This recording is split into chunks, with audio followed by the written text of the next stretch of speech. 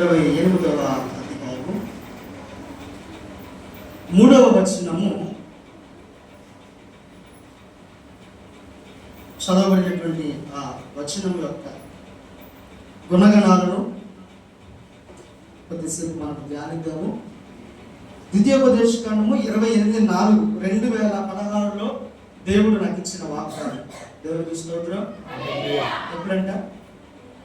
2016లో దేవుడు చెప్పండి నాకు ఇచ్చినటువంటి వాగ్దానం. నేను లాస్ట్ సెమీ క్రిస్మస్ రోజున ఈ ప్రసంగం అనేది నేను సెమీ క్రిస్మస్ రోజున మీకు చెప్పాలి, మీతో మాట్లాడాలి.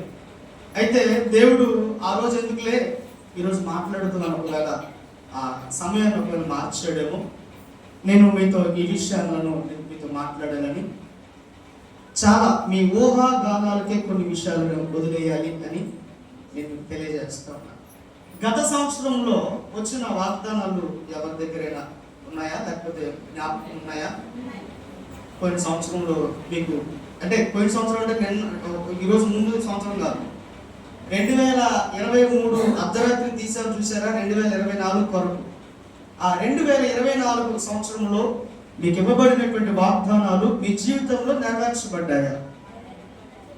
నిజం చెప్పాలి. మీరు చర్చిలో ఉన్నారు, అబద్ధాలు ఆడడం నాకు తెలుసు, అలా చెప్పి నిజాలు దాయకండి. దేవునికి స్తోత్రం. హల్లెలూయా. చాలా మందికి వాగ్దానం యొక్క అనుభవం తెలియదు, లేదు.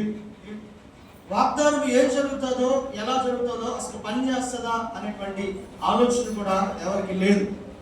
రాత్రి చాలా మందికి చక్కటి వాగ్దానాలు వచ్చాయి, చాలా చక్కగా ఉన్నాయి వాగ్దానాలు.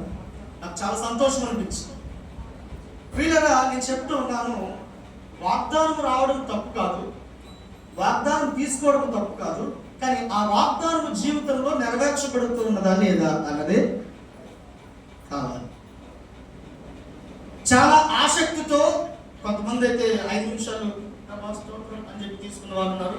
ప్రభావం నన్ను దీవచ్చు, నా కుటుంబం దీవచ్చు, నా వారిని దీవచ్చు అని విస్తారమైన ప్రార్థన చేసి అరగంట సేపు నిలబడి తీసుకున్న వాళ్ళు ఉన్నారు.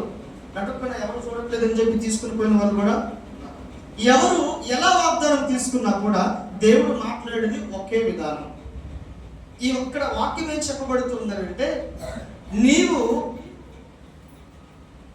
3వ వచనం చూస్తే, నీవు పట్టణంలో దీవించబడతావు, పొలములో దీవించబడతావు, నీ గర్భఫలము, నీ భూఫలము, నీ పశువుల మందలు, నీ దుక్కిటెద్దులు, నీ గొర్రె మేక మందలు దీవించబడతాయి. ఇది కూడా ఒక వాగ్దానము దేవుడు ఇచ్చినది. ఎవరికి ఇచ్చారు, ఎక్కడ ఇచ్చారు, ఎలా ఇచ్చారు అనే విషయాన్ని పక్కన పెట్టేద్దాం. ఇది దేవుడు ఇచ్చినటువంటి వాగ్దానం. చాలా మంది ఆ వాగ్దానం చూడగానే సంతోషపడిపోతారు. చక్కటి వాగ్దానం వచ్చింది, చక్కటి స్టేట్మెంట్ వచ్చింది, దేవుడు నాతో మాట్లాడాడు అనేటువంటి ఎక్సైట్మెంట్ చూపిస్తూ ఉంటారు చాలా మంది. ప్రియులారా, నేను అంటాను, నేను ఏదన్నా దానికి వ్యతిరేకంతోనే స్టార్ట్ చేస్తాను. నేను ఏ పని చేస్తామనుకున్నా కూడా నేను వ్యతిరేకంతోనే ఆ పనిని స్టార్ట్ చేస్తాను. ఇప్పుడు కూడా మీకు ఇచ్చినటువంటి మంచి వాగ్దానాల కొరకే నేను మాట్లాడాలి, దాన్ని నేను చెడుగానే మాట్లాడాలి, మీకు ఇవ్వబడిన వాగ్దానాన్ని బట్టి నేను వ్యతిరేకించాలి అని ఆశపడతాను. దేవునికి స్తోత్రం. హల్లెలూయా. అప్పుడు అసలు ఆ వాగ్దానం ఏంటనే విషయం మీకు తెలుసు.